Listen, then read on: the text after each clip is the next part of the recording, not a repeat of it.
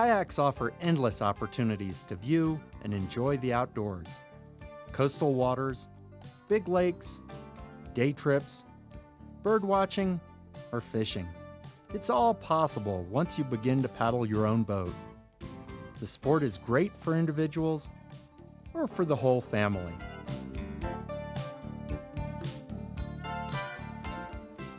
Welcome to the world of kayaking.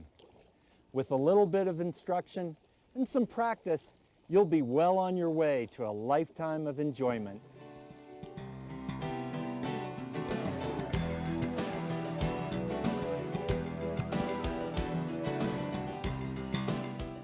Kayaking can be a fun and rewarding activity if common sense prevails and certain precautions are taken. Carefully selecting the group you go with is important so the group can help avoid problems. Inexperienced paddlers should choose a route close to shore, such as smaller lakes, protected waterways without fast current, and protected coastlines with less than 1 foot of surf. It's a good idea to be comfortable swimming in the water because these boats occasionally flip. The next step of preparation starts when you dress for the trip. Cold water and hypothermia are an obvious threat on a cold, nasty day. But even good weather days can be deceptive. Even on a warm, sunny day, one brief error can immerse you in frigid water and lower your body temperature. Know the weather forecast and water temperature and dress accordingly. With chilly weather or water, you'll enjoy the warmth that's provided by a paddling jacket. But if the air temperature and water temperature combined are less than 120 degrees, that's getting pretty chilly, and it calls for the extra protection of a wetsuit. Warmer temperatures call for quick-drying fabrics that provide sun protection. Cotton is not an ideal option if the weather may change, since it will just cool you off when it gets wet. Store your extra warm clothes in a waterproof bag for easy access. Don't underestimate the dangers of hypothermia. To round out your comfort, don't forget a hat, sunscreen, sunglasses, water, and snacks. Drinking lots of water will help protect you from both heat and cold.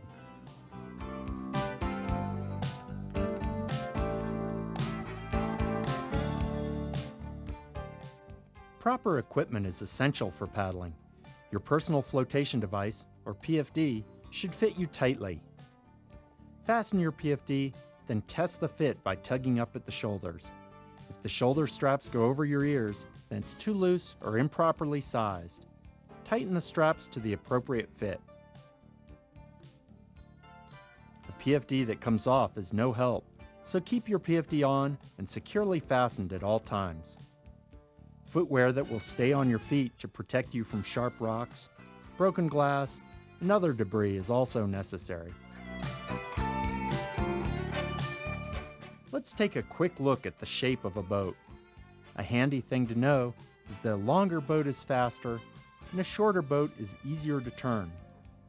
And all other things being equal, a wider boat is more stable. The front of the boat is called the bow, and the back of the boat is called the stern. In a kayak, you sit with your feet in front of you, and many boats have an optional foot brace system that you can adjust for comfort and control. A sit on top may also offer thigh straps that fit over your knees to help keep you in. A cockpit kayak may have an optional spray skirt to help keep the water out. Just be sure you can get out if you need to. Flotation bags are an important accessory for these boats. With a little extra flotation, the boat will float nice and high, even when it's full of water after a flip.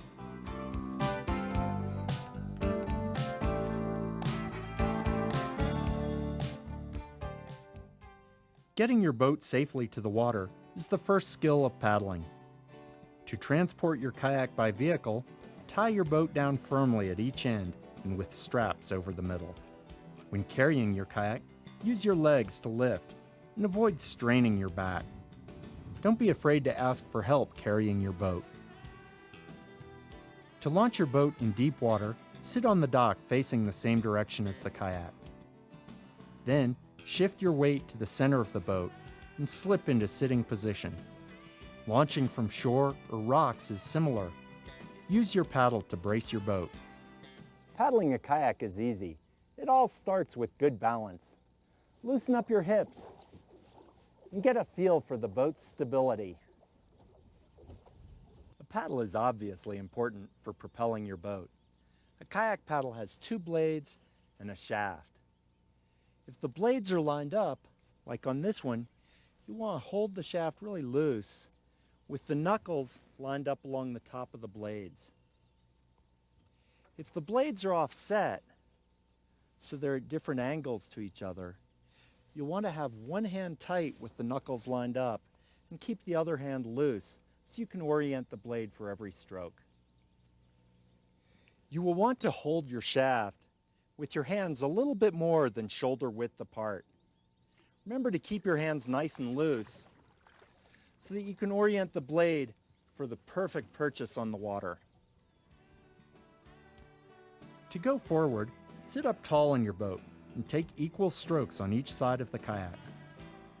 Pull the paddle from your toes to your hip, one side and then the other. Too often paddlers use their arms for all their power. The result is tired arms and ineffective strokes. For the most efficient forward stroke, rotate your body on each stroke to use the large muscles of your torso, rather than the small muscles in your arms. This will give you extra power on a long day of paddling.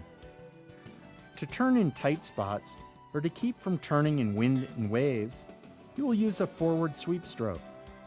This will turn you and propel you forward. Place the paddle in the water by your toes. Keeping the blade fully immersed, draw a semicircle to the back of the boat. Again, rotate your body and watch the blade for full power. For a sharper turn, you will use the reverse sweep. This is essentially the opposite of the forward version. It will turn you, but it also will slow you down.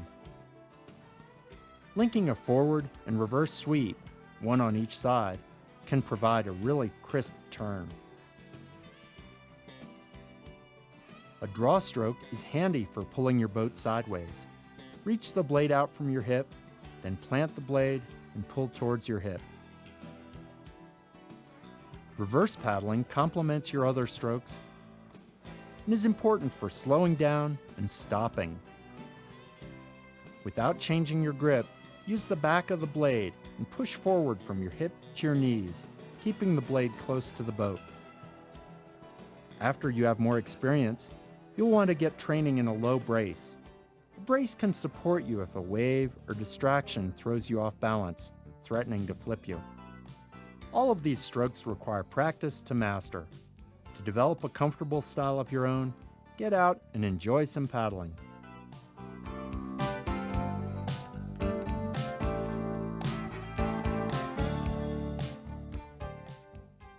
Now let's work on putting it all together and developing real boat control.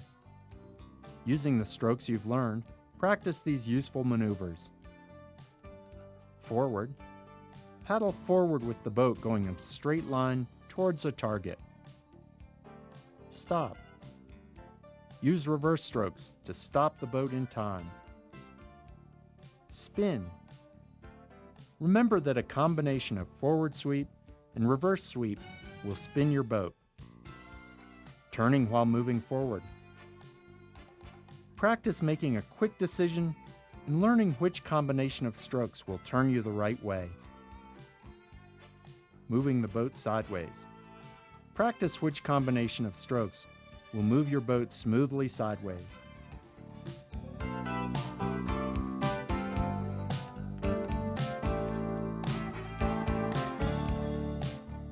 Simply starting a trip as a group is not enough for safety. Paddlers travel at different speeds depending on their varying boats, skills, and interests. Your group should stay close enough together to be able to hear without having to yell, but far enough apart to avoid collision. When you're out paddling, be on the lookout for hazardous conditions like strong winds, intense weather, and big waves. Wind is the biggest threat to the kayaker. Wind can make it difficult to steer or make progress. But that's not all it does. Wind usually generates waves, which create a whole new set of boat control problems, including staying upright. Smart kayakers watch the weather so they can predict and avoid the wind. In some coastal regions, the sudden onset of fog can cause total disorientation. In these areas, it is extra important to stick with your group and stay close to shore. In some areas, the tide can have a dramatic effect on the difficulty of paddling. The currents caused by the changing tides can be considerably faster than the average speed of a touring paddler. Know which way the tide is moving and when the tide will change, then plan accordingly. Always be alert for other traffic on the water. You have to assume that large boats won't see you. If you are paddling in the ocean, seek an easy, protected launch and landing. If you have to land in a surf zone, your goal is to come in on the back of the wave and get out very quickly. Look for a protected area, then watch for rocks and people on the beach. If you haven't used good timing to avoid the waves during the landing, the break will quickly turn you sideways. Lean into the wave and ride it out. As you get more experience, you may choose to venture further from shore or on longer trips requiring additional emergency gear. Planning the route for the day involves obtaining the weather forecast, deciding on a distance the group can paddle, and discussing local water hazards. In some areas, you may have opportunity to paddle on moving water. A river can have hidden hazards that are not readily apparent, so it's important that if you go on anything more than flat water, you get additional skills and training. Even swimming in rivers requires different technique. You swim on your back, feet up, to avoid having them caught on the bottom of the river. Strainers, which are trees or single branches in the current, allow the water to flow through, but that can stop and hold boats. This creates a severe pinning hazard, so it's a good idea to paddle towards the inside of the river bend to avoid a typical strainer location. Low-head dams and high water from flooded rivers are severe hazards which can kill and should always be avoided.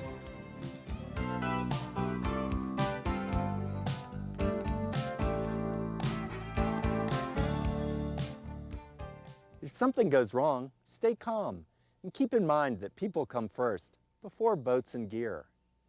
Rethrog might help you remember your rescue options. Reach, throw, row, go. Clearly, a rescuer should avoid getting in trouble themselves. Capsizing is part of the sport of kayaking. Paddlers must always be prepared to swim by dressing properly and wearing a PFD. Once in the water, hang onto your boat and paddle if possible. Wind and waves can easily separate you from your boat. Remain calm and remember to breathe. To get back on a sit on top, you'll use the BBL technique to re-enter the boat. First, flip the boat upright, then pull your belly on the boat and twist before pulling your legs into the boat. The self-bailing hull allows any water to drain away from the cockpit area. This makes these boats ideal in warm surf. Be sure to practice in calm water before paddling in more challenging conditions. If you flip in a boat with a cockpit, you'll want to put your hands on the boat next to your hips and push back and out of the boat. With a spray skirt, you'll need to take a few extra seconds to pull the ripcord before you push out. If you're very close to shore, simply swim the boat in or have a friend help tow you in. If you're in a river, remember to maintain the river swimming position, on your back with your feet up.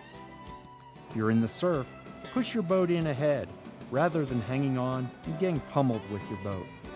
If you're farther from shore, you'll be glad if your group can help you recover from a capsize quickly, so you can minimize your exposure to the elements. Ocean and lake temperatures will often be quite cold, even in warm weather. Cold! Hang on your paddle. Hang on. In an assisted rescue, the rescuer leans over and spans the cockpits with a paddle to immobilize the boats.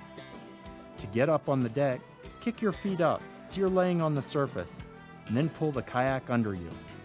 From this low position, you can slide into the cockpit and twist into the seat. Keep your weight low for improved stability. If a paddler has trouble re-entering the boat, a stirrup made from a loop of webbing can provide a welcome step for re-entry. As you progress in the sport, you might enjoy learning more advanced techniques, such as the paddle float rescue, or even the kayak roll.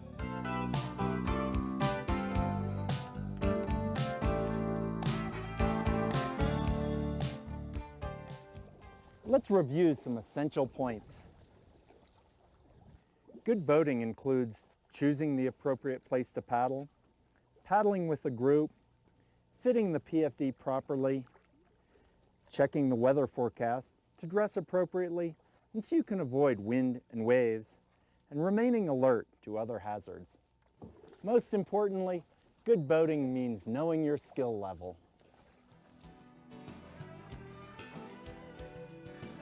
You'll discover there's a world of paddling opportunities available.